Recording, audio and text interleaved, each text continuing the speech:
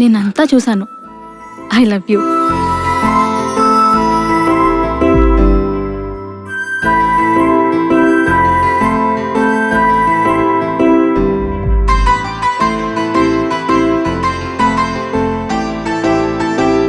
ఏమైంది బ్రో అంత యాక్టివ్గా ఉన్నావు? ఏం లేదు గురుగారు, ఇవాళ ఒక అమ్మాయిని చూస్తాను.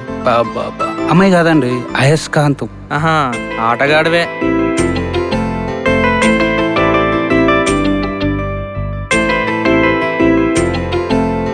ఎవరు నువ్వు?